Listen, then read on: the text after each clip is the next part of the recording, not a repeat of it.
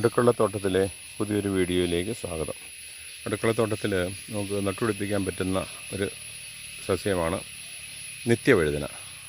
അതിൻ്റെ പേര് സൂചിപ്പിക്കുന്ന പോലെ തന്നെ എപ്പോഴും ഇതിൻ്റെ അകത്ത് കാഫലം ഉണ്ടാകുന്ന ഒന്നാണ്. അത് നട്ടുപിടിപ്പിക്കാൻ വളരെ എളുപ്പമാണ്. കമ്പ് കുത്തി കൊടുത്താൽ മതി. അല്പ ഉയരത്തിൽ വളരും. പൂക്കൾ എപ്പോഴും ഉണ്ടായിക്കൊണ്ടിരിക്കും.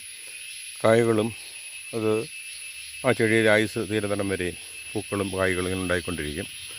അതിൻ്റെ മുതിർന്ന കായ്കൾ രണ്ടുമൂന്നെണ്ണം നമ്മൾ നിർത്തിയിരുന്നാൽ മതിയാവും.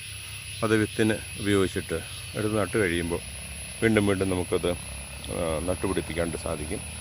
ഒരെണ്ണം ഉണ്ടായി അതിൻ്റെ ആയുസ് കഴിയുമ്പോൾ അല്പം മാറ്റി വയ്ക്കുന്നതാണ്. ഒരു സ്ഥലത്തെ വളം തീരുമ്പോൾ നമ്മൾ കൂട്ടിലാണെങ്കിലും വേറൊരു കൂട്ടിലേക്ക് മാറ്റി വയ്ക്കുക, അല്ലെങ്കിൽ മറ്റൊരു സ്ഥലത്തേക്ക് മാറ്റി വെച്ചാൽ ശക്തിയായിട്ട് വളർന്നു വരുന്നൊരു ചെടിയാണ് നിത്യവഴുതന. ഇപ്പോൾ നമുക്ക് കറി വെക്കാനായിട്ട് ഉപയോഗിക്കാം. അടുക്കളയിൽ കറിക്ക് ഉപയോഗിക്കുക. ആഴ്ചയിൽ ഒരു ദിവസമെങ്കിലും നമുക്ക് നിത്യവഴുതന ഉപയോഗിച്ച് കറി ഉണ്ടാക്കാനായിട്ട് സാധിക്കുന്നതാണ്.